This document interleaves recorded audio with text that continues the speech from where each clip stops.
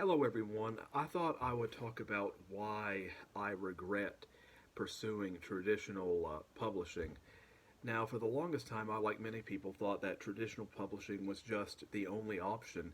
It never even crossed my mind in the early 2010s to pursue self publishing, mainly because self publishing existed then, but it was a lot rarer, and most self published authors, were not successful. Of course, I didn't really think about this at the time, but the first self-published author that I ever knew was my grandfather, who published a book about my family history. This was all the way back in the '90s.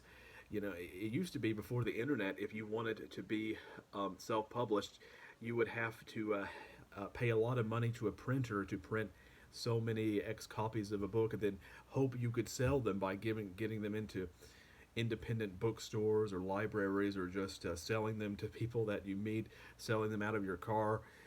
There was no internet to do any of that, so the internet has equaled the playing field in many ways. But and even as recently as 2012, when I was trying to get traditionally published, that I still sometimes had to send letters in to people. That was the case when I sent a short story to Alfred Hitchcock Mystery Magazine. But I regretted it because I sent a query letter after. Of course, for those of you who don't know, a query letter is a letter that you send basically to an agent to see if they're interested or in some cases a publisher, to see if they're interested in reading your work, and if the plot sounds intriguing, then they'll request pages. And it was kind of odd because I tried to get this story published called The Landlord that I had written in the early 2010s, and it used to be on Kindle, but I took it down because I had a problem with some of the themes in the book.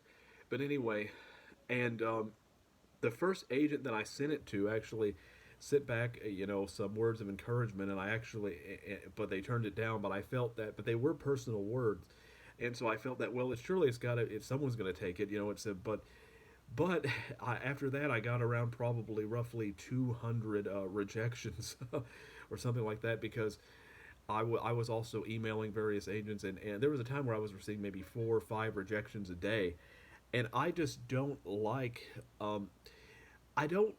having permission, to do things. Permission of whether or not I can publish, and even if an agent did accept my work, I would have to go through all these channels, and then, of course, it's not settled even if an agent accepts your work, because then the agent has to find a publisher, and then the publisher has to accept, and then you only get maybe 10% of the profits on your first book, and you have no control over what the cover looks like or some of the editorial changes.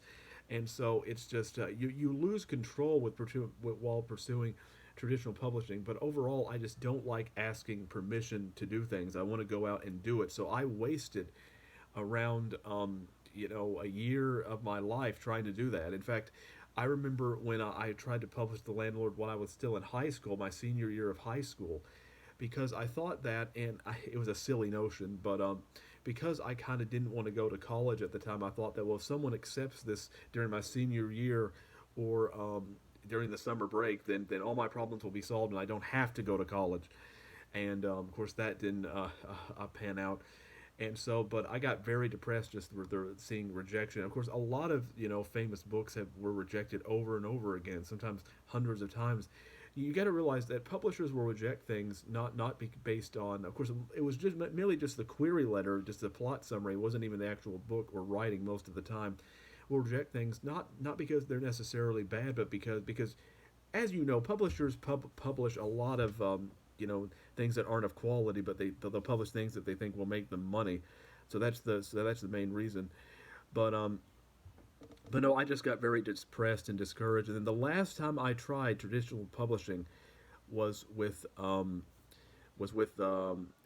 Rains of Galwin Valley, that book, and then I tried to get it published in a few literary magazines, but that didn't pan out. But after that, I just gave up on it completely, because and I especially didn't like the fact that most of the time these rejections, the rejection letters would never tell you anything personally about, like, what's wrong with the story or why they didn't like it. Most of the time, they're impersonal, kind of just thank you for sending this in, but when you get the but, that they're not going to accept it.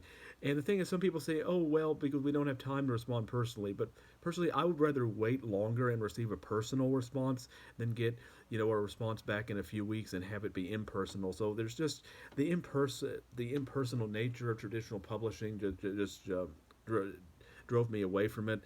But I find that I have far more freedom with self-publishing, and the only downside really is that sometimes you don't have as many tools when it comes to polishing your book or having the cover necessarily be the best that it can be. But I think that I will sacrifice that. I will sacrifice my story being less polished if it means that I have more creative control.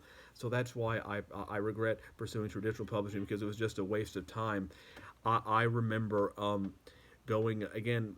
I remember sending query letters in high school, and then having to. This was before I had a smartphone, and then I would have to wait and check my email at lunchtime, and then there was just another rejection, and it's a waste of time to try to inquire about things, or try to ask permission of people who don't really care and just see you as a meal ticket, not as a legitimate artist, which is why I regret pursuing traditional publishing.